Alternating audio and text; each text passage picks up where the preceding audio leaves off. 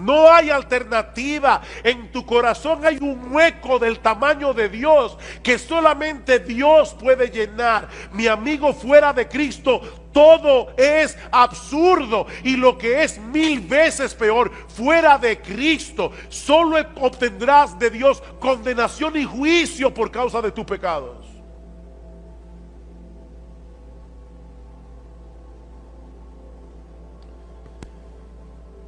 Miren, hermanos, hay frases que en el mundo evangélico se repite tanto y tanto y tanto, que se convierten en clichés, y nosotros dejamos de percibir la verdad que hay detrás de esas frases que se repiten una y otra vez. ¿Recuerdan ustedes cuando estábamos predicando de Colosenses y decíamos que hay una fórmula matemática en Colosenses? Cristo más nada es igual a todo. Decía una poetisa cristiana: si yo no tuviera nada excepto a Cristo, lo tendría todo como quiera. Eso no es un cliché, eso es una gran verdad. Cristo es el todo en todos. Es Cristo, es Cristo, es Cristo. Mis hermanos, mis amigos que están aquí, el significado de la vida, el propósito de nuestra existencia, todo gira en torno a Él. Él es el centro. Es Cristo, es Cristo, es Cristo y nadie más. Dice en la Escritura que hay un solo Dios y hay un solo mediador entre Dios y los hombres, Jesucristo hombre. Él se introdujo en la historia humana. Él vino y vivió debajo del sol. ¿Sabes para qué? Para morir por nuestros pecados, para reconciliarnos con Dios, y ahora ofrece en el Evangelio perdón y vida eterna a todo el que viene a Él en arrepentimiento y fe. A todos nos gusta pensar que las cosas que hacemos son importantes y que hacen alguna diferencia, que nosotros vamos a dejar una huella en el mundo cuando salgamos de aquí, pero ¿realmente es así? O para ponerlo en una forma más general, ¿hay algún propósito y significado para la existencia del hombre en un mundo como este, donde tenemos que enfrentar tantos problemas, tantas injusticias, tantas cosas torcidas que no parecen enderezarse nunca? ¿De qué sirven nuestros logros o comportarse de cierta manera si al final de cuentas todos vamos a morir, no importa cómo hayamos vivido? Ese es el tipo de cuestionamientos que se plantea el autor del libro de Eclesiastés, que comenzaremos a estudiar a partir de esta mañana. Y su respuesta inicial es tan desalentadora, tan devastadora, que algunos se preguntan cómo es posible que un libro como ese haya sido incluido en la Biblia. Una lectura superficial de Eclesiastés puede llevarnos a pensar que este libro fue escrito por un filósofo fatalista, no por un hombre inspirado por el Espíritu Santo. Para que tengan una idea del tipo de declaraciones que vamos a ver a lo largo de esta serie, permítanme darles un breve muestrario. Eclesiastés capítulo 2, versículo 17. Aborrecí por tanto la vida. Eso dice un hombre inspirado por el Espíritu de Dios. Aborrecí por tanto la vida, porque la obra que se hace debajo del sol me era fastidiosa, por cuanto todo es vanidad y aflicción de espíritu. Asimismo aborrecí todo mi trabajo que había hecho debajo del sol, el cual tendré que dejar a otro que vendrá después de mí. Eclesiastés 3:18.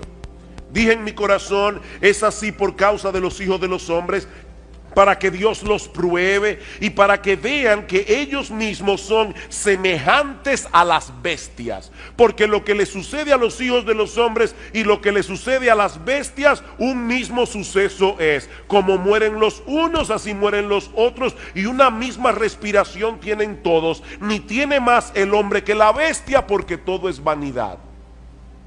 Eclesiastés capítulo 7, versículo 15.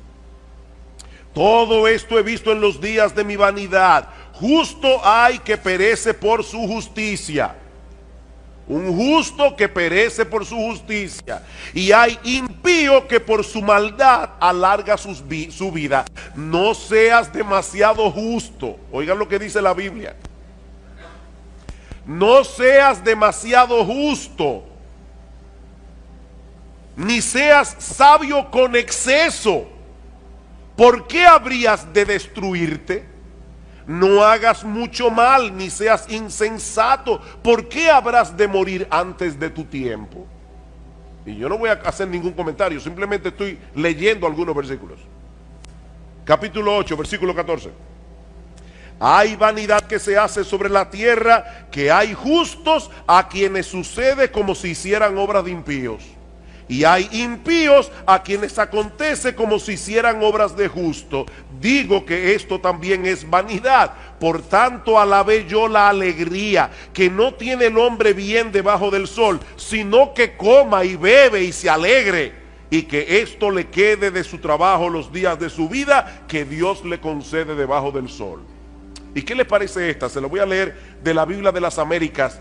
Eclesiastés 10:19. Para el placer se prepara la comida, el vino alegra la vida y el dinero es la respuesta para todo. Alguna persona dice medio en broma: el dinero no te lleva a la felicidad, pero te deja como a una cuadra. Y uno se ríe de ese tipo de declaraciones, pero encontrarla en la palabra de Dios, mis hermanos, eso es otra cosa. Es por eso que algunos consideran el libro de Eclesiastés como el más enigmático de todos los libros de la Biblia. De hecho, una persona le llama a Eclesiastés el niño problemático de la familia de los libros de la Biblia.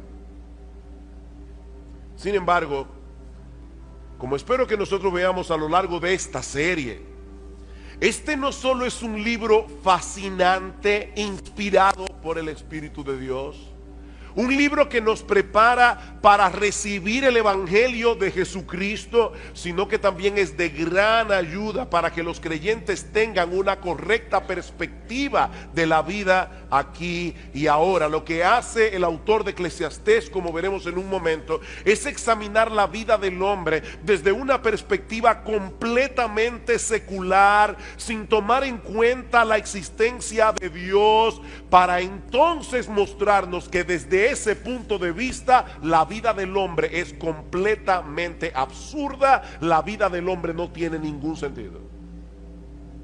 En la mañana de hoy yo quisiera introducir este libro de las Escrituras considerando básicamente tres cosas: su autor, su tema y su propósito. Eso es todo lo que vamos a ver en esta mañana. Veremos el autor de Eclesiastés, el tema de Eclesiastés y el propósito de Eclesiastés. Versículo 1, Eclesiastés capítulo 1, versículo 1.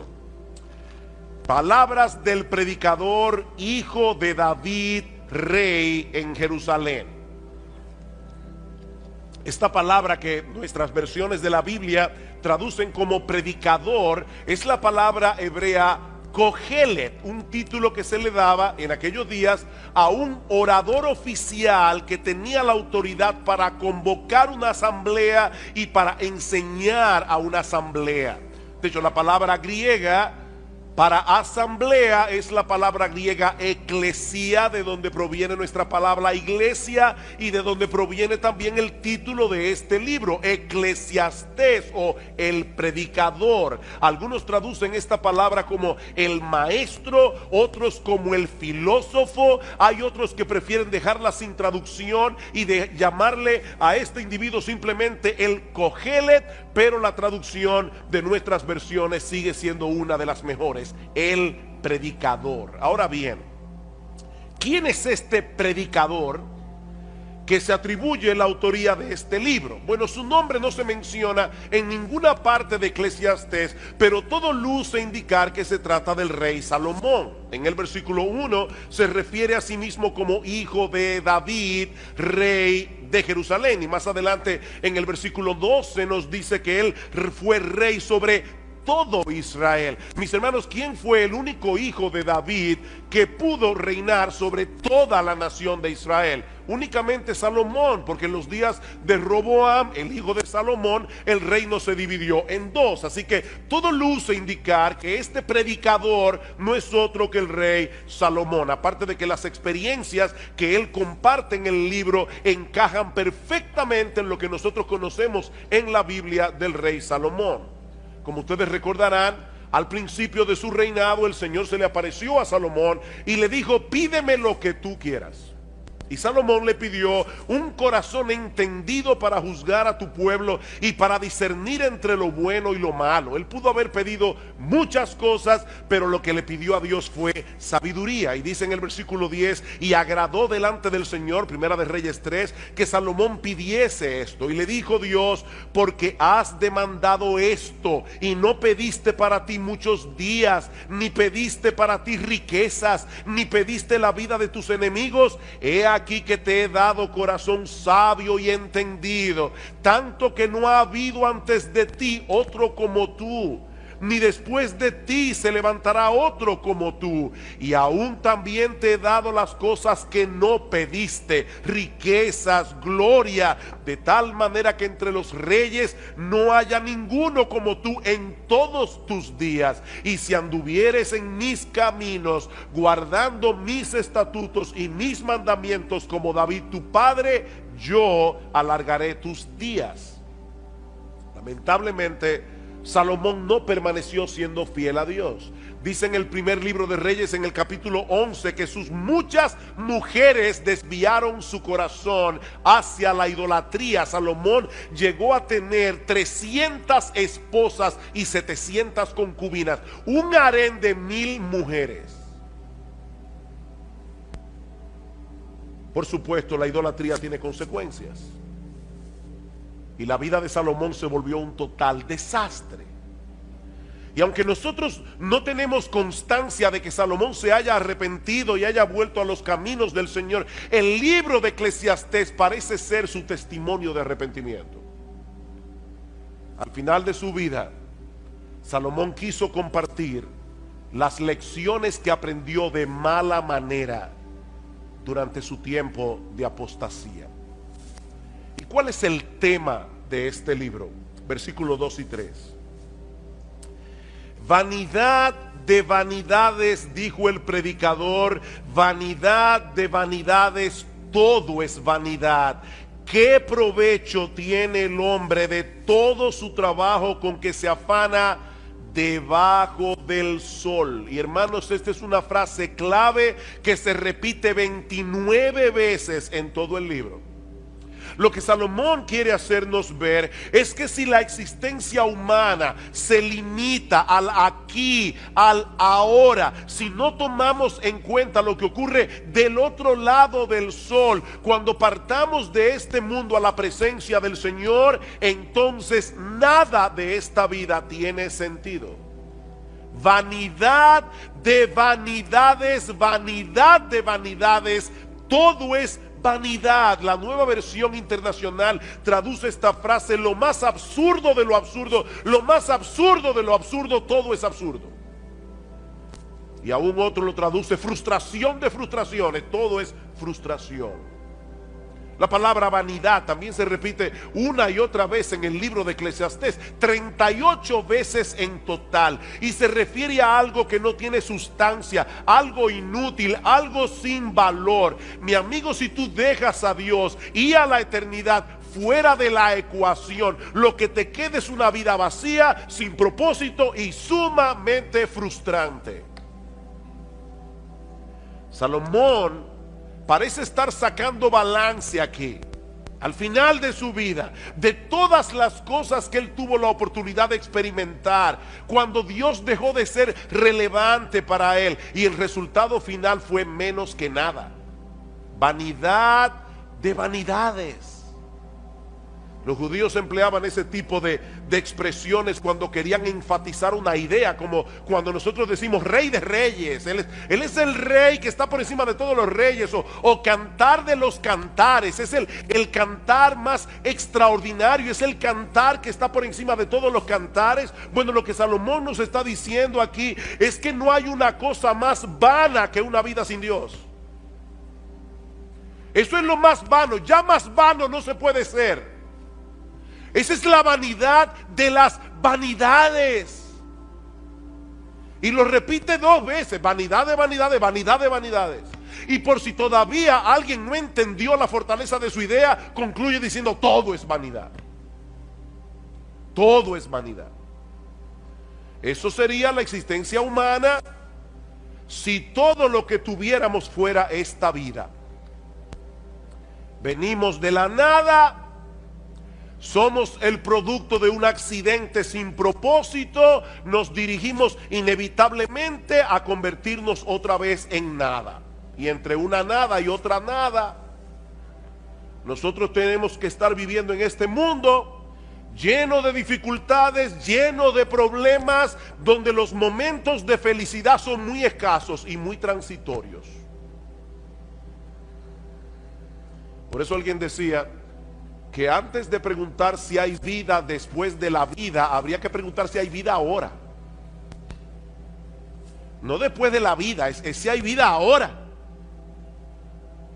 Un día viene, otro día va, muy similar al anterior, y después de muchos días, la muerte.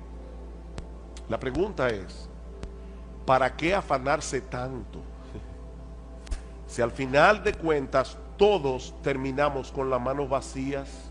Versículo 3, ¿qué provecho tiene el hombre de todo su trabajo con que se afana debajo del sol? ¿Cuál es tu ganancia? Bueno, mire, yo me conformo con dejar un legado a las generaciones futuras. Genial. Pero ¿de qué te sirve eso a ti? Decía el cineasta Woody Allen: yo no quiero alcanzar la inmortalidad a través de mi obra. Yo quiero alcanzarla no muriéndome. El problema es que no tenemos esa alternativa. No tenemos esa alternativa. Todos tenemos una cita ineludible con la muerte. Y lo que Salomón nos está diciendo aquí es que si contemplamos la vida sin tomar en cuenta lo que trasciende la temporalidad de este mundo, todo se vuelve fatigoso, todo se vuelve frustrante. Eso es lo que él pasa a probar a partir de los versículos 4 al 11, usando algunos ejemplos de la creación y de la experiencia humana. Versículo 4, generación va y generación viene, mas la tierra siempre permanece. Una generación se va levantando, la otra va envejeciendo. Y a veces tenemos la sensación de que algo está pasando, algo está cambiando entre una generación y la otra. Pero esa generación que está surgiendo ahora, mañana estará en el mismo lugar donde nosotros estamos hoy.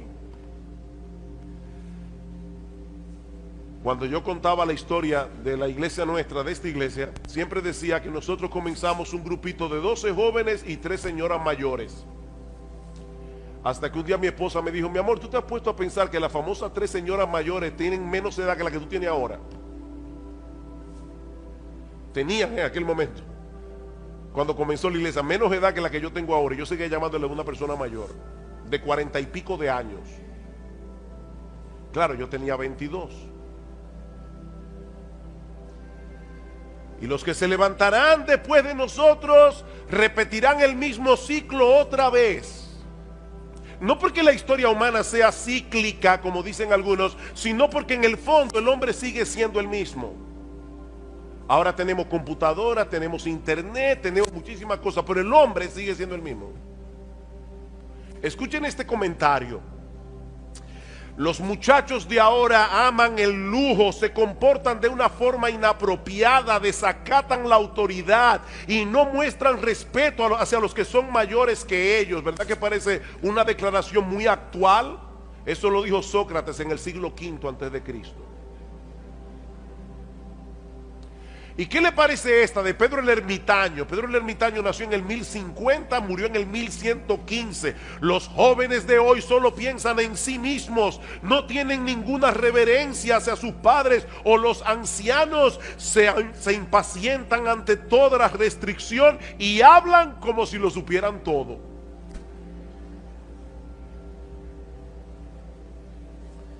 Ustedes ven el punto. La historia está en movimiento, pero nada cambia en realidad. Nada cambia. Es lo mismo que nosotros vemos en los procesos de la naturaleza. A pesar de la diversidad y los cambios que nosotros vemos a nuestro alrededor, la naturaleza es sorprendentemente uniforme en su funcionamiento. De hecho, eso es lo que permite que hagamos ciencia. Los científicos pueden evaluar los procesos de la naturaleza porque todo se repite una y otra vez. Versículo 5: sale el sol, se pone el sol, se apresura a volver al lugar de donde se levanta, el viento tira hacia el sur y rodea el norte, va girando de continuo y a sus giros vuelve el viento de nuevo. Los ríos todos van al mar y el mar no se llena. Al lugar de donde los ríos vinieron, allí vuelven para correr de nuevo. El sol salió esta mañana, se va a poner esta tarde, así será mañana y pasado mañana y dentro de 10 meses y dentro de 100 años. La misma rutina. Y lo mismo ocurre con el viento. El viento se mueve constantemente en una serie de circuitos que nosotros no podemos entender del todo y que tampoco cambiará con el paso de los siglos. El mismo circuito. Todos los ríos desembocan en el mar, pero el mar nunca se llena. Y al lugar de donde los ríos vinieron, allí vuelven para correr de nuevo. La misma cosa una y otra vez. Y esa monotonía de la naturaleza no es otra cosa que un reflejo de la monotonía de la vida humana. En ciencia política hay un principio que se conoce como el gatopardismo. Por una novela que se llamó El gato pardo, donde apareció esta frase memorable: si queremos que todo siga como está, necesitamos que todo cambie. ¿Cómo así? Bueno, lo que este principio establece es que los políticos tienen que iniciar constantemente algo que se parezca una transformación revolucionaria, pero dejando en realidad las mismas estructuras de poder, de manera que todo cambia, pero nada cambia. ¿O no es así?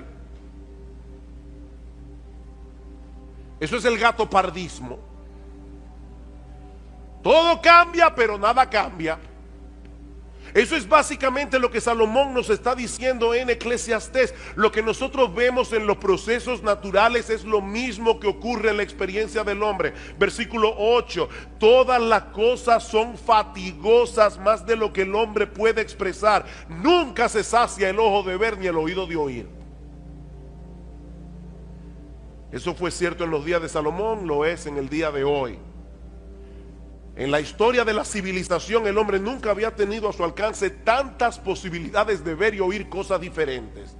Hace 200 años, si usted quería escuchar música tocada por una orquesta, usted tenía que ir a donde la orquesta estaba. Ese era un lujo que muy pocas personas podían darse. Hoy día cualquier muchacho tiene a su alcance un montón de dispositivos, de programas, de aplicaciones que le permiten ver y escuchar lo que quiera y cuando lo quiera. iPod, iPhone, iPad, iTunes, MP3, YouTube, SoundCloud, Netflix, Crackle y yo no sé cuántas cosa más. ¿Y saben qué? No importa cuántas cosas veas, no importa cuántas cosas escuches, nunca te sentirás satisfecho. Nunca te sentirás plenamente satisfecho. Yo recuerdo cuando era niño, a mi padre le encantaba hacernos cuentos árabes. Y yo recuerdo uno en particular donde había un rey que le ofreció la mitad de su reino a cualquier persona que pudiera llevarle algo que fuera más pesado que lo que él tenía en su mano. Y las personas comenzaron a traer cosas pesadas, lingotes de oro cada vez más pesadas, y siempre lo que el rey tenía en la mano pesaba más. Y la gente decía: ¿cómo es posible que este hombre pueda tener algo en su mano envuelto en un pañuelo que pese más que todo lo que nosotros llevamos? Finalmente un sabio que le dijo: lléveme donde el rey. Cuando pusieron el pañuelo en la balanza, este sabio cogió un poco de tierra, lo puso en la otra balanza y la tierra pesó más. Y todos quedaron sorprendidos hasta que él dio la explicación. Lo que hay envuelto en ese pañuelo es un ojo humano. Y el ojo humano no se sacia con nada, pero al final tendrá que contentarse con un puñado de tierra. Nunca se sacia el ojo de ver. Siempre queremos ver otra cosa, escuchar otra música, tener otra experiencia. Lo que ayer me emocionaba, hoy me causa aburrimiento. ¿O no es así? Así como el mar nunca se llena, nuestros sentidos tampoco. Es por eso, hermanos, que la industria del entretenimiento es tan exitosa.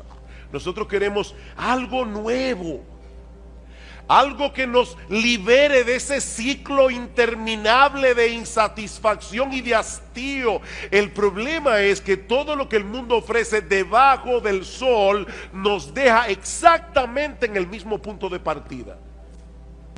Versículo 9. ¿Qué es lo que fue? Lo mismo que será. ¿Qué es lo que ha sido hecho? Lo mismo que se hará. Y nada hay nuevo debajo del sol.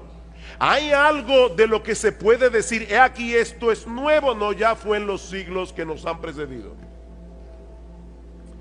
Si leemos con cuidado la historia, veremos que el hombre sigue siendo esencialmente el mismo con el paso de los siglos. Las mismas dudas, los mismos problemas, las mismas aspiraciones, los mismos anhelos, la misma lucha.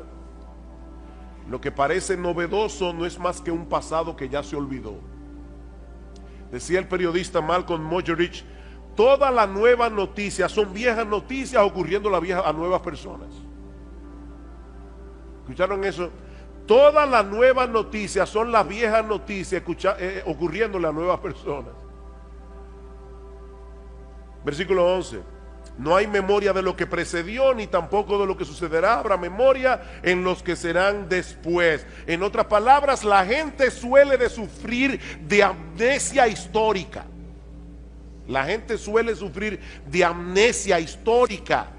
Y eso nos hace creer que algunas cosas son novedosas cuando en realidad no lo son. Generaciones van, generaciones vienen, cada una repitiendo los mismos errores de la generación anterior y creyendo al mismo tiempo que están siendo originales. La vida debajo del sol es fatigosa, repetitiva, monótona, hastiante. Eso es lo que Salomón nos está diciendo. Y cuando el hombre trata por sí mismo de descubrir el significado y propósito de todo esto, el resultado es una visión fragmentada de la realidad que no le hace ningún sentido. Es como cuando estamos tratando de armar un rompecabezas y hay piezas que faltan. Vanidad de vanidades, dijo el predicador, vanidad de vanidades, todo es vanidad. Ahora bien, ¿y cuál es el propósito de este libro? ¿Por qué Dios inspiró al autor de Eclesiastés para que pusiera por escrito reflexiones tan deprimentes acerca de la vida en este mundo? Eso nos lleva a nuestro tercer y último encabezado. Ya vimos el autor del libro, el tema del libro. Veamos ahora su propósito. Y yo creo que el apóstol Pablo nos muestra incidentalmente por qué se escribió el libro de Eclesiastés. Dice en Romanos capítulo 8 versículo 20 que la creación fue sujetada a vanidad. Otra vez la misma palabra. La creación por causa del pecado fue sujetada a producir lo que no sirve. La creación fue sujetada a no dar todo el potencial que tiene dentro, no por su propia voluntad, sino por causa del que la sujetó en esperanza. En el libro de Eclesiastés, Salomón quiere que sintamos el peso de lo absurda que resulta la vida debajo del sol, destruir en nosotros toda esperanza de encontrar propósito, significado o satisfacción en ninguna de las cosas que este mundo ofrece, para entonces llevarnos de la mano a poner toda nuestra esperanza únicamente en Dios. Ese es el propósito. Él quiere destruir todo aquello que pueda ser una esperanza para ti. Cualquier cosa. Dice un comentarista, la función de Eclesiastés es llevarnos a ese punto en el que empezamos a temernos que esa sea la única conclusión posible, es decir, que todo es vanidad. Nos vemos así enfrentados a la cruda realidad de que nada tiene sentido, nada de lo que hay debajo del sol tiene valor. Pero ¿saben qué, mis amados hermanos? Nosotros sabemos que hay un Dios que está sentado en su trono por encima del sol, gobernando todo lo creado para su gloria y para el bien de su pueblo. Y eso hace toda la diferencia del mundo. Mis hermanos, ese Dios no solo ha prometido libertar su creación de la vanidad a la que fue sometida por causa del pecado, como dice Pablo en Romanos 8, sino que también nos permite contemplar ese mismo escenario que Salomón nos presenta en Eclesiastés, pero desde otra perspectiva completamente diferente. Vamos a introducir a Dios ahora en Eclesiastés capítulo 1. Y vamos a ver qué pasa. Vamos otra vez a Salomón. Vamos a meternos en la mente de Salomón. La única diferencia es que ahora vamos a meter a Dios en la ecuación. Y vamos a ver qué pasa. El salmista David, el padre de Salomón, nos dice en el Salmo 19:1: los cielos cuentan la gloria de Dios, el firmamento anuncia la obra de sus manos. El universo es un gran libro disponible para todo el que lo quiera leer, que nos habla de la grandeza, el poder y la majestad de nuestro Dios. Un día emite palabra a otro día, una noche a otra noche declara sabiduría. No hay lenguaje ni palabras, ni es oída su voz, pero por toda la tierra salió su voz y hasta el extremo del mundo sus palabras. Y ahora escuchen: en ellos, en los cielos, puso tabernáculo para el sol, y este, como esposo que sale de su tálamo, de su cama por la mañana, se alegra cual gigante para correr el camino. El mismo sol que Salomón pone como ejemplo de la monotonía de la vida, nos da un mensaje completamente distinto cuando Dios está detrás del proceso. Ese ciclo solar testifica de la gloria, el poder, el gozo. Dice que se alegra cual gigante, el gozo y aún la bondad de nuestro Creador, que hace salir su sol sobre malos y buenos y que hace llover sobre justos e injustos, como dice Cristo en Mateo 5:45. Así que si leyéramos apropiadamente el mensaje que el sol comunica, ¿saben qué pasaría? Que no dejaríamos nunca de alabar a Dios. Dice en el Salmo 113: desde el nacimiento del sol hasta donde se pone, sea alabado el nombre de Jehová. Si todos los hombres reciben igualmente el beneficio de la luz del sol, ¿no debieran todos darle la gloria y la alabanza al único que le corresponde? Ven ustedes, hermanos, el mismo sol, pero contemplado desde otra perspectiva. Y lo mismo podemos decir de los otros ejemplos que usa Salomón en Eclesiastés. Sí, los ciclos de la naturaleza son repetitivos. Ahora la pregunta es, cuando nosotros colocamos a Dios en el panorama, ¿qué nos enseñan esos ciclos repetitivos de la naturaleza? Son un testimonio contundente de la sabiduría y la fidelidad de nuestro Dios.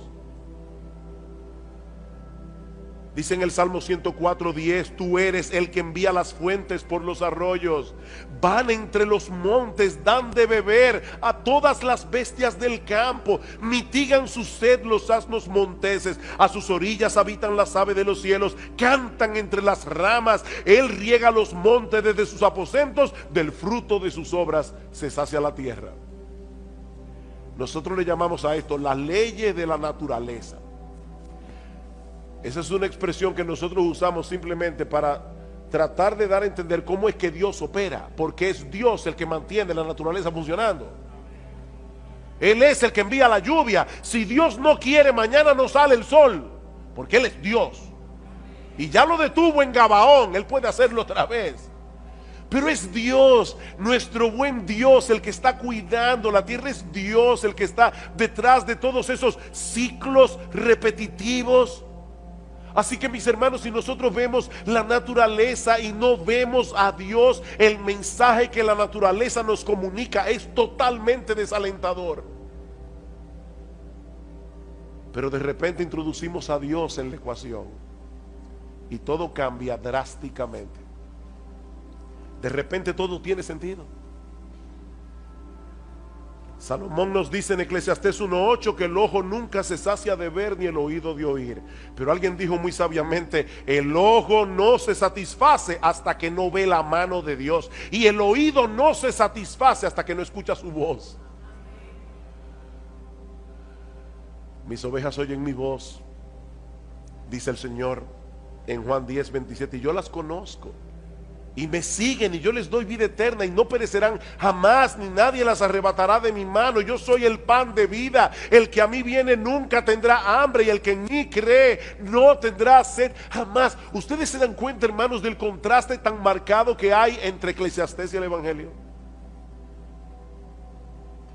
Por un lado, vanidad de vanidades, todo es vanidad. Por el otro lado, yo he venido para que tengan vida y para que la tengan en abundancia. Juan capítulo 10, versículo 10. Salomón nos dice en Eclesiastés 1:9 que no hay nada nuevo debajo del sol. Y luego pregunta en el versículo 10: ¿hay algo de lo que se puede decir, he aquí, esto es nuevo? La respuesta es: sí lo hay. ¿Hay algo nuevo? Sí lo hay, sí lo hay. Siempre y cuando contemplemos a Dios en el centro de todo. Ese es el punto. Sí lo hay. Hay un nuevo pacto en la sangre del Señor Jesucristo. Dice en Lucas 22:20, un nuevo pacto por medio del cual todos nuestros pecados son perdonados. Un nuevo pacto donde Dios nos concede de pura gracia el don de la vida eterna. Sí hay algo nuevo. Dice en Ezequiel capítulo 36 que Dios promete darnos un nuevo corazón para que podamos reverenciarle como es debido, para que podamos obedecer sus mandamientos. Dice en 2 Corintios 5:17 que si alguno está en Cristo, nueva criatura es. Sí, Salomón, hay algo nuevo. Dios me hizo nuevo, Dios me transformó, Dios me libertó del pecado. Si alguno está en Cristo, nueva criatura es. Las cosas viejas pasaron, he aquí todas son hechas nuevas. Hay algo nuevo, sí, Salomón dice en Efesios 4:24 que Dios nos ha dado un nuevo hombre, creado según Dios en la justicia y santidad de la verdad. Y por si todo esto fuera poco, dice en Apocalipsis 21:5, y el que estaba sentado en el trono dijo: he aquí yo hago nuevas todas las cosas. Todas las cosas. Queridos hermanos, algún día todo será nuevo. Algún día todo será nuevo. Esta creación que fue sujetada a vanidad, esta creación que fue sujetada a producir lo que no sirve, será libertada de la esclavitud de la corrupción, dice Pablo en Romanos 8:21, a la libertad gloriosa de los hijos de Dios. En aquel día será eliminado por siempre todo vestigio del pecado en nosotros y en lo creado. Y ¿saben qué, mis amados hermanos? Nunca más experimentaremos la frustración y el hastío que muchas veces experimentamos en este mundo caído, aún los cristianos. O tú nunca te aburres, tú nunca te hastías, nunca te sientes frustrado.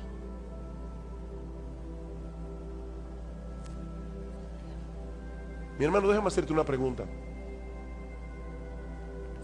¿Cuál es la perspectiva con la que tú usualmente contemplas la vida?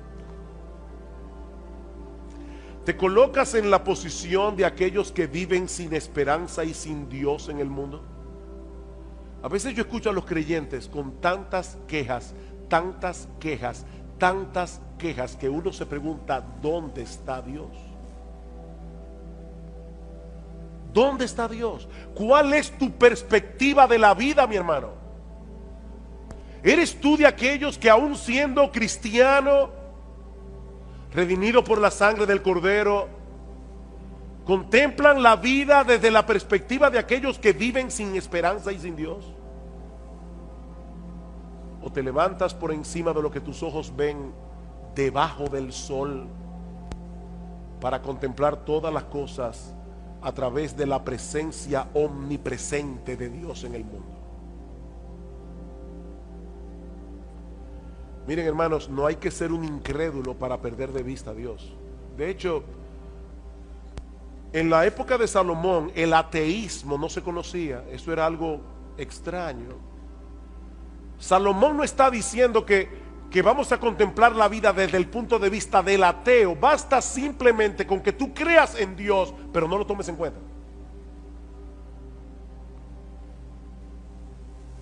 No hay que ser un incrédulo para perder de vista a Dios. Sobre todo cuando las cosas no están saliendo como nosotros quisiéramos. Pero Dios sigue estando en su trono, dando un sentido y propósito a todas las cosas, para que al final de la historia todas redunden para su gloria y para el bien de su pueblo. Miren, mis hermanos, Dios se va a salir con la suya. Nadie puede frustrarlo. Él tiene un plan, y en ese plan nuestro bendito, glorioso, extraordinario, inefable, incomparable, inmutable Señor y Salvador Jesucristo se llevará toda la gloria. Dios amó de tal manera al mundo que dio a su Hijo unigénito. Este es uno de los versículos más conocidos, más memorizados y más citados de toda la Biblia, y es fácil entender por qué. No me viene a la mente otro texto de las Escrituras que en una forma tan breve, tan sencilla, resuma todo el contenido de la revelación bíblica como lo hace este texto. En estos días estuve conversando con un taxista que tenía una Biblia en su carro, y yo le pregunté por qué tenía interés en la palabra de Dios. De hecho, yo lo invité, yo no sé si está aquí esta mañana, pero su respuesta fue algo como esto: yo encuentro en la Biblia palabras de aliento y de sabiduría. Y es verdad. Ningún otro libro del mundo puede dar al hombre la sabiduría y el consuelo que la Biblia da, porque solo la Biblia es la palabra inspirada de Dios. Pero Dios, le decía yo a esta persona, Dios no nos dio su palabra simplemente como un consejero o como un ansiolítico. La Biblia es la revelación de una sorprendente historia de amor, resumida en una forma extraordinaria en este famoso versículo del Evangelio de Juan. Y lo que yo quiero hacer en esta mañana es desempaquetar este texto bíblico y resaltar sus componentes principales para que podamos apreciar en su justa dimensión el inmensurable amor de Dios manifestado a través de la persona y la obra de nuestro Señor Jesucristo. Niños que están aquí, esta palabra inmensurable no es una palabra común. Esta palabra significa algo que no se puede medir. El amor de Dios es inmensurable. El amor de Dios no se puede medir.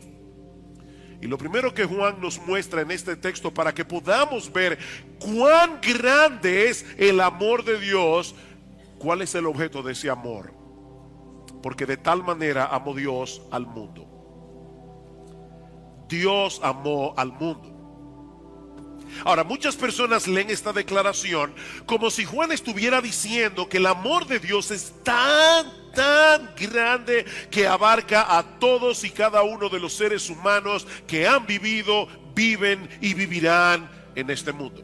Según algunas estadísticas que estuve leyendo recientemente, en el mundo han nacido hasta la fecha unas 70,000 millones de personas. Y quién sabe cuántas más nacerán antes de que la historia humana llegue a su fin.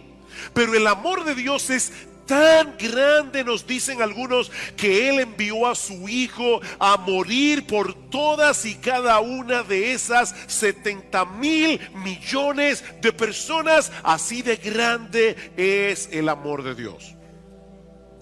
Y aunque parezca sorprendente que Dios pueda amar a tantas personas, alguien decía que nadie puede ser amigo íntimo de más de 3 personas. Eso es lo máximo de intimidad que uno puede tener, dice una persona. 3. Y esta persona dice, bueno, el amor de Dios es tan grande que abarca más de 70,000 millones de personas. Pero yo no pienso que esa sea la medida que Juan está usando aquí para mostrarnos la grandeza del amor de Dios. No olvidemos, mis hermanos, que ese Dios que amó de tal manera al mundo es infinito y es perfecto en todos sus atributos. Dios no tiene límites de ningún tipo en ninguna de sus capacidades.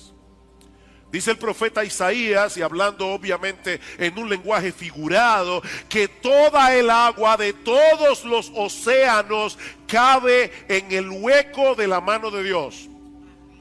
Cuando llegue a su casa, trata de ver cuánta agua usted puede poner en el hueco de su mano. Bueno, Isaías dice en Isaías capítulo 40, toda el agua de todos los océanos, de todos los ríos, de todos los lagos que hay en el planeta caben en el hueco de la mano de Dios. De hecho, Él midió el universo con el palmo de su mano. O sea, Dios hace así y ya abarca el universo entero, con todas las galaxias. Y por si todo eso fuera poco, Él conoce por nombre cada una de las estrellas, de cada una de las galaxias, de todo el universo, dice Isaías. Tal es la grandeza de su fuerza y el poder de su dominio. Así que no podemos medir la grandeza del amor de Dios tomando como punto de referencia la cantidad de personas que pueblan nuestro planeta. Eso sería tan sorprendente como el hecho de que un levantador de pesas olímpico pueda levantar un grano de arroz. Esa unidad de medida no es suficiente para medir la grandeza del amor de Dios. Pero no solo eso. Aquellos que interpretan la palabra mundo de tal manera que abarque a todos los hombres que han vivido, viven y vivirán en el planeta sin darse cuenta, y estoy seguro de que sin quererlo, terminan empequeñeciendo y limitando el amor de Dios. Permítame explicar a qué me refiero. Es evidente que no todas las personas del mundo se salvan, ¿verdad que sí? No todo el mundo cree en Cristo. No todo el mundo irá al cielo. Así que si identificamos la palabra mundo con todos y cada uno de los seres humanos que han vivido, viven y vivirán en el planeta, tenemos que llegar a la conclusión de que lo que Dios hizo a favor de todos esos individuos fue abrirles un camino de salvación y nada más. Y luego dejar en sus manos la posibilidad de salvarse. Es como si el texto dijera que Dios amó de tal manera a todos y cada uno de los seres humanos que han vivido, viven y vivirán en este mundo, que dio a su Hijo unigénito para hacer posible que cualquiera de ellos pueda salvarse, pero sin asegurar la salvación de ninguno. Por eso es que pienso que eso empequeñece y limita el amor de Dios. Mis hermanos, es imposible que nosotros interpretamos este texto de esta manera. Y créame que no es mi interés en esta mañana meterme en una discusión teológica por el mero hecho de discutir. Mi interés es que apreciemos en su justa medida el inmensurable amor de Dios. Noten que en el versículo 17 el Señor Jesucristo dice que Él vino al mundo a salvar al mundo, no simplemente a hacer posible que algunos se salven. Versículo 17, porque no envió Dios a su Hijo al mundo para condenar al mundo. De hecho, sería perfectamente legítimo que Dios enviara a su Hijo a exterminar al mundo, porque el mundo lo merece. Pero Cristo no vino a exterminar al mundo que merece ser exterminado. Él vino a salvarlo. A salvarlo, no simplemente a hacer posible su salvación. No envió Dios a su Hijo al mundo para condenar al mundo, sino para que el mundo sea salvo por Él. De hecho, esa es la razón por la que Jesús se llama Jesús Dice en Mateo capítulo 1 versículo 21, la palabra Jesús significa Jehová salva. Él se llama Jesús porque Él salvará real y efectivamente a su pueblo de sus pecados. Él no vino a hacer posible que tal vez, quizás, en una remota posibilidad algunos se salven. No, Él vino a salvar. Él vino a salvar. Por eso se llama Jesús. Pero por el otro lado, mis amados hermanos, si Dios dejara en nuestras manos la decisión final de aceptar a Jesús, nadie sería salvo. Porque ningún hombre en su estado natural está inclinado a creer en Jesús. Ningún hombre en su estado natural está inclinado a someterse a su autoridad. Escuchen lo que sigue diciendo el versículo 18. El que en él cree no es condenado, pero el que no cree ya ha sido condenado porque no ha creído en el nombre del unigénito Hijo de Dios. Y esta es la condenación, que la luz vino al mundo, pero los hombres amaron más las tinieblas que la luz. ¿Quiénes amaron más las tinieblas que la luz? Todos y cada uno de los seres humanos que han vivido, viven y vivirán en este mundo. No aman la luz, porque sus obras eran malas, dice Juan. Porque todo aquel que hace lo malo aborrece la luz y no viene a la luz para que sus obras sean reprendidas. Mis amados hermanos, ¿cuántas personas de este planeta hacen lo malo? Todos y cada uno de las personas que viven en este planeta. Dice Pablo en Romanos capítulo 3 versículo 12 que en todo este mundo no hay una sola persona que haga lo bueno. No hay ni siquiera uno. Así que si el Señor se hubiera limitado a enviar a su Hijo a morir por todos los habitantes del planeta y luego hubiera dejado en nuestras manos la decisión final de la salvación, nadie hubiera sido salvo. Pero Cristo vino a salvar al mundo, no simplemente a crear la posibilidad de que alguien se salvara. ¿Qué significa entonces que Dios amó al mundo? Miren, mis hermanos, yo espero en el Señor que Él me dé la capacidad de impresionarlos en esta mañana. ¿Qué significa que Dios amó al mundo? Bueno, cuando Juan usa la palabra mundo en su evangelio, generalmente es para referirse al sistema de maldad imperante en el mundo y que se opone radicalmente a Dios y a sus caminos. Hace poco nosotros estuvimos estudiando aquí el discurso del aposento alto, los capítulos 13 al 16 del evangelio de Juan. Y uno de los temas prominentes de ese discurso es la oposición que el mundo levanta contra los cristianos por el mero hecho de ser cristianos. Si el mundo os aborrece, dice el Señor, sabed que a mí me ha aborrecido antes que a vosotros. El mundo aborrece a Cristo y por consiguiente el mundo aborrece a todos aquellos que siguen al Señor. Pero fue precisamente por amor a ese mundo de maldad, por amor a ese mundo en pecado, por amor a ese mundo que lo aborrece, que Dios el Padre envió a su Hijo. Dice Benjamin Warfield que lo que Juan quiere mostrarnos en este texto no es que el mundo es tan grande que hace falta mucho amor para abarcarlo todo, sino que el mundo es tan malo que hace falta un amor muy grandioso para amarlo en su totalidad y mucho más amor para amarlo tal como Dios lo amó al dar a su Hijo por él. Ese es el énfasis del texto. Ese Dios, sigue diciendo Warfield, cuya santa justicia se inflama de indignación ante la visión de toda iniquidad y cuya absoluta santidad se aparta con horror ante cualquier impureza. Ese Dios ama a este mundo en pecado a pesar de todo. De tal manera que ha dado a su Hijo unigénito para que muera por él. Y eso nos lleva de la mano al segundo aspecto que se resalta en este texto. Y es lo que Dios estuvo dispuesto a hacer por amor a ese mundo pecador. Porque de tal manera amó Dios al mundo que ha dado a su Hijo unigénito. Lamentablemente los editores de la Reina Valera del 60, que la mayoría de ustedes usan, dividieron este pasaje colocando un título entre los versículos 15 al 16. ¿Se dan cuenta? Y eso puede llevarnos a perder de vista el flujo de pensamiento de este pasaje. Pero noten, mis hermanos y amigos que están aquí en esta mañana, que Juan 3:16 comienza con un porque.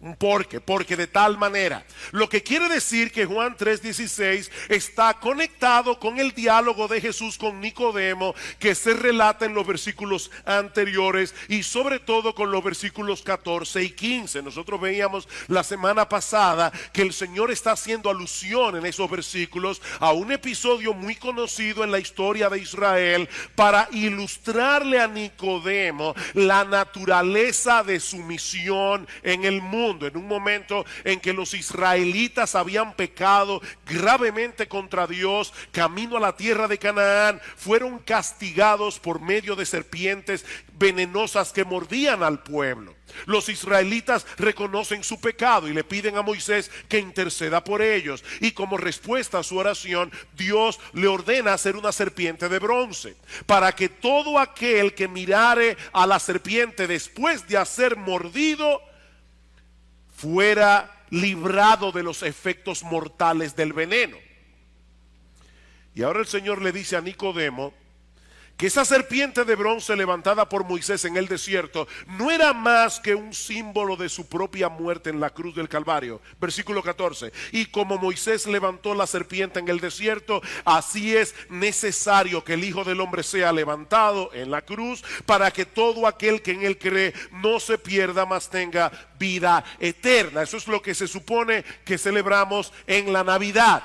Que el Rey de Gloria se hizo hombre para asumir nuestra culpa en la cruz del Calvario. El justo murió por los injustos, dice Primera de Pedro capítulo 3 versículo 18. ¿Y por qué Dios envió a su Hijo a morir en una cruz, a convertirse en pecado y en maldición, para echar fuera de nuestras vidas el pecado y la maldición? Porque de tal manera amó Dios al mundo. Esa es la explicación. Es tal la intensidad del amor de Dios que pudo vencer su propia animadversión hacia la pecaminosidad del mundo y entregar lo que Él más ama por un mundo que lo odia. Eso es lo increíble. Dios pudo vencer su propia animadversión hacia la pecaminosidad del mundo y entregar por ese mundo lo que Él más ama a pesar de que el mundo lo odia. Esa es la gran enseñanza de Juan 3:16. Fue por amor que Dios entregó a su Hijo unigénito. Por ese mundo que le dio la espalda. Por ese mundo que pisotea su ley moral constantemente. Miren, mis hermanos, por la forma como el mundo celebra el nacimiento de Cristo en estos días, es obvio que el mundo no entiende qué fue lo que sucedió en Belén hace 2000 años. El mundo no lo entiende. Y Dios sabía de antemano que eso iba a ocurrir. Dios sabía de antemano que el mundo no apreciaría en su justa dimensión la dádiva de su amor, pero aún así entregó a su Hijo. Por amor a ese mismo mundo. Y por favor, creyentes que se encuentran aquí hoy en esta mañana, no olviden ni por un momento que todos nosotros pertenecíamos a ese mundo antes de venir a Cristo en arrepentimiento y fe. Tú y yo éramos parte de ese sistema. En ese mismo texto que citábamos en Juan capítulo 15, dice en el versículo 19, si fuerais del mundo, le dice Cristo a sus discípulos, si fuerais del mundo, el mundo amaría a los suyos, pero porque no sois del mundo, antes yo os elegí del mundo, por eso el mundo os aborrece. Ustedes también pertenecían al mundo, pero yo los escogí, yo los saqué de ese sistema de maldad para que sean míos, y es por eso que ahora el mundo los aborrece. De manera, mis hermanos, que la única razón por la que hoy estamos en Cristo y ya no pertenecemos al mundo no es porque nosotros éramos menos malos que los demás, éramos más inteligentes. Cuando nos predicaron el evangelio, de inmediato nosotros captamos la verdad que estaba detrás de ese mensaje y lo abrazamos de todo corazón. No, de hecho es muy probable que la razón haya sido exactamente otra. Dios estaba buscando lo más vil, lo más necio, y te encontró a ti y me encontró a mí. Dice 1 Corintios capítulo 1. No, esa no fue la razón por la que nosotros hoy estamos en Cristo. Nosotros estamos hoy en Cristo porque Dios nos amó cuando nosotros no lo amábamos. Dice en 1 de Juan capítulo 4 versículo 19 que nosotros le amamos a Él porque Él nos amó primero. En otras palabras, el amor de Dios nos conquistó. El amor de Dios venció nuestra hostilidad. El amor de Dios nos atrapó y nos atrajo con cuerdas de amor a la cruz del Calvario. Y Él continuará haciendo eso con muchos otros pecadores hasta que Cristo regrese en gloria, manteniendo abierta la puerta de la salvación de par en par a través de la predicación del evangelio. Y eso nos lleva al tercer elemento que debemos resaltar en este pasaje: la extensión del amor de Dios. Porque de tal manera amó Dios al mundo que ha dado a su Hijo unigénito para que todo aquel... ¿Escuchaste esa frase? Todo aquel, sin restricción, sin importar su condición social, sin importar su condición económica, sin importar su condición educativa, sin importar la raza a la que pertenezca, sin importar los años que tenga, sin importar incluso su grado de pecaminosidad. Todo aquel, el amor de Dios vence todas las barreras, el amor de Dios vence todos los prejuicios, es un amor que no discrimina. Todo aquel, cualquiera que venga será recibido. Óyeme bien, mi amigo, no importa lo que tú hayas hecho, no importa lo que tú hayas pensado y dicho contra Dios, no importa cuántas veces tú hayas rechazado el evangelio. Todo aquel, Cristo dice en Juan capítulo 6 versículo 37 que ninguno que venga a Él clamando por misericordia será echado fuera. Ninguno, ni uno solo. Mi amigo, Dios no pone ningún tipo de condición, excepto una, la que aparece en nuestro texto. Y eso nos lleva al cuarto elemento del pasaje: la exclusividad del amor de Dios. Porque de tal manera amó Dios al mundo que ha dado a su Hijo unigénito para que todo aquel que en Él cree, todo aquel que en Él cree. El llamado del evangelio es universal y al mismo tiempo exclusivo. Nadie puede disfrutar del amor redentor de Dios a menos que crea en su Hijo. No existe ninguna otra condición, pero sin esa condición nadie puede ser salvo. Eso quiere decir que lo que Dios espera del pecador, óyeme bien, mi amigo, lo que Dios espera del pecador no es que tenga fe. Hay gente que dice, yo soy muy espiritual, yo tengo mucha fe. Mira, déjame decirte algo, hay gente que le tienen pavor a los aviones, pero si alguien se ve en Yola a Puerto Rico, con toda seguridad, y otro se va temblando en un avión, es más probable que el que tiene poca fe llegue y el otro termine comido de tiburones en el canal de la Mona. Así que el asunto no es el tamaño de la fe, es el objeto de la fe. No, aquí no dice simplemente que debemos tener fe. Mi amigo, déjame decirte algo muy importante. La fe en sí misma es completamente inútil, a menos que descanse en el objeto correcto.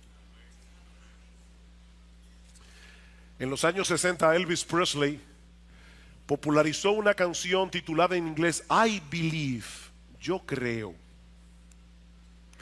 Y en una de las estrofas decía: cada vez que escucho llorar a un bebé recién nacido, o toco la hoja de un árbol, o miro al cielo, entonces sé porque yo creo. El problema es que la canción no aclara creer en qué,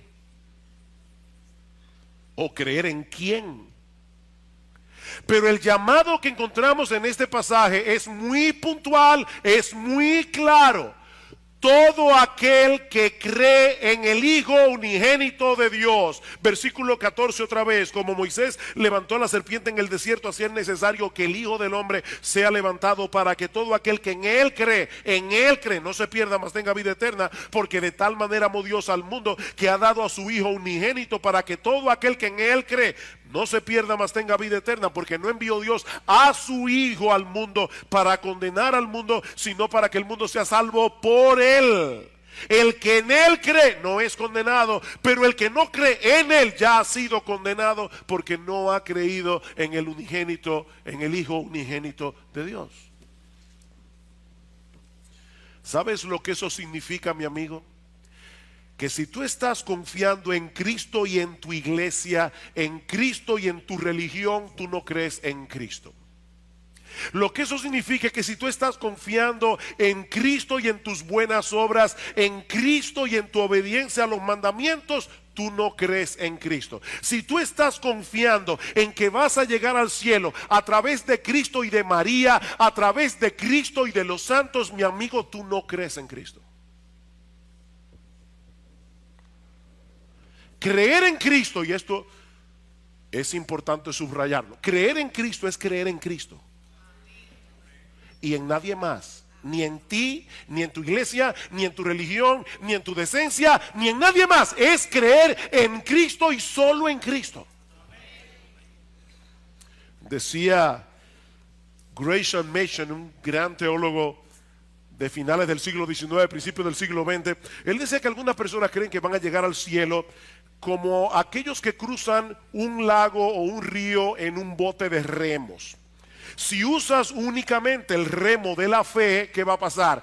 Vas a dar vuelta en círculo. Si usas únicamente el remo de las obras, va a suceder lo mismo, solo que en el sentido opuesto. Pero si usas el remo de la fe y el remo de las obras, vas a poder cruzar el río y llegar al otro lado. Esa sería una buena ilustración, decía Gresham Machen, si fuéramos a llegar al cielo en bote. Pero resulta que nadie va a llegar al cielo en un bote de remos. El que llegue al cielo va a llegar únicamente por medio de Jesucristo. Yo soy el camino, yo soy la verdad, yo soy la vida. Nadie, ¿y a quién incluye ese nadie? A todos. Nadie viene al Padre sino por mí. Mi amigo, todas las otras vías inventadas por el hombre te llevarán a un destino equivocado. No importa lo sincero que puedas ser en tu creencia. Si te tomas un negro eterno, para los que no saben, eso es un veneno. Pues si te tomas un negro eterno o un trespasito creyendo que es un jugo de naranja, te vas a morir igual, no importa la fe que tengas. Dicen Proverbios que hay caminos que al hombre le parecen derecho, pero su fin es camino de muerte. De hecho, y yo sé que si lo que yo he dicho hasta ahora puede sonar extraño, esto sí que va a sonar extraño. El asunto ni siquiera radica en el hecho de que creas en Cristo. ¿Me oíste bien? El asunto ni siquiera radica en el hecho de que creas en Cristo. Es que creas en Cristo tal como Él es presentado en el Evangelio. ¿Y cómo Cristo es presentado en el Evangelio? Como el único que puede salvar a los pecadores y satisfacer plenamente tu alma inmortal. Yo soy el pan de vida, dice el Señor en Juan capítulo 6, versículo 35. El que a mí viene nunca tendrá hambre, y el que en mí cree no tendrá sed jamás. En otras palabras, solo yo puedo satisfacer plenamente a todos aquellos que creen en mí, que creen que acerca de Cristo, que solo en Él hay plena salvación, que solo en Él hay plena satisfacción.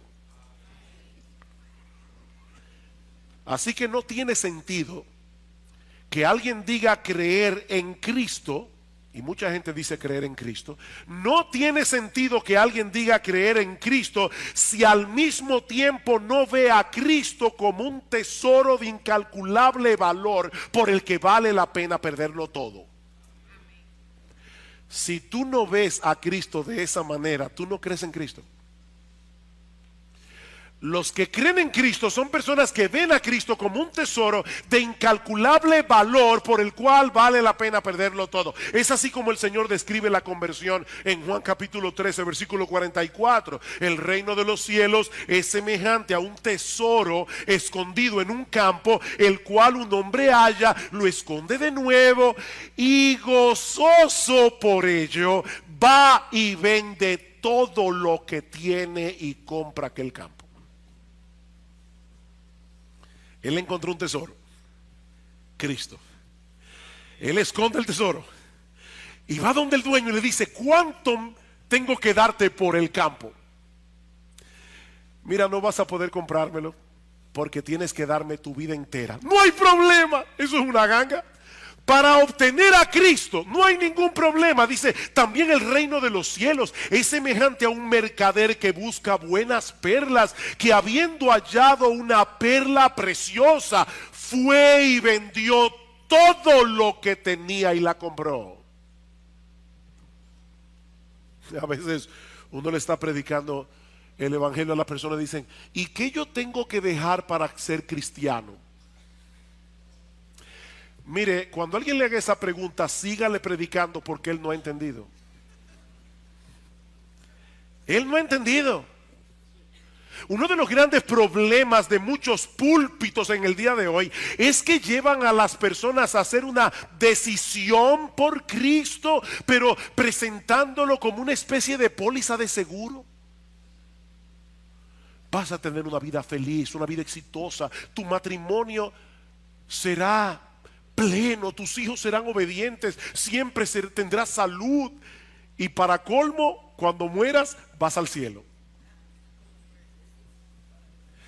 No, mira, déjame decirte algo. Es muy probable que si te conviertes a Cristo y tu esposo o tu esposa no se convierte, vas a tener un problema mayor en tu casa. Es probable que si te conviertes a Cristo y tus hijos no se convierten, vas a tener un serio problema en el seno de tu familia. Y aún así vale la pena seguir a Cristo. No, Cristo no es un medio para lograr un fin. Él es el fin. Él es la meta a la que Dios quiere llevarnos a través de la fe. Y eso nos lleva al último elemento que encontramos en este texto. Y es el resultado del amor de Dios. Escuchen otra vez. Porque de tal manera amó Dios al mundo, que ha dado a su Hijo unigénito, para que todo aquel que en Él cree no se pierda, mas tenga vida eterna. He ahí las únicas dos opciones para toda la raza humana: salvación o perdición. Y óyeme bien, mi amigo, si tú estás aquí en esta mañana, debes entender que tú estás en uno de los dos grupos. No hay tres, no hay cuatro, solo dos: salvación o perdición, vida eterna o condenación. Y lo que hace la diferencia es únicamente la fe en nuestro Señor Jesucristo. Los creyentes no tendrán que enfrentar el veredicto de condenación en el tribunal de Dios, porque hemos confiado en aquel que pagó nuestra deuda muriendo en nuestro lugar en la cruz del Calvario. Pero los que permanecen en su incredulidad no podrán escapar de ese terrible destino, porque el veredicto ya fue emitido en el tribunal de Dios.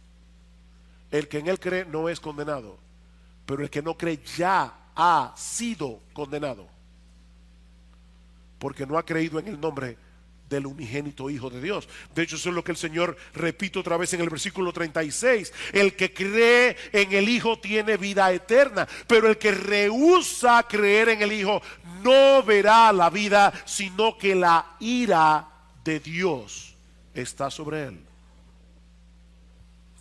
Otra vez, solo hay dos opciones: vida eterna, condenación perpetua. Y la línea que demarca y separa un destino del otro es el Señor Jesucristo. Es el que cree en el Hijo el que tiene vida eterna. Y por si acaso, eso no significa simplemente que los creyentes vivirán por los siglos de los siglos. Los impíos también vivirán por los siglos de los siglos en el infierno.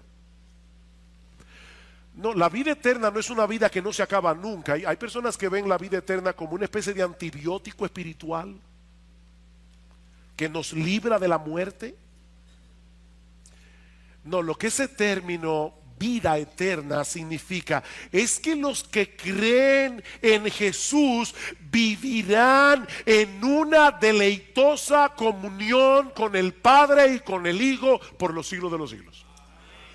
Juan capítulo 17 versículo 3: y esta es la vida eterna, que te conozcan a ti, el único Dios verdadero, y a Jesucristo a quien has enviado. Esa es la vida eterna. Como decíamos recientemente en un mensaje, el Señor no define la vida eterna en términos de tiempo, sino de relación.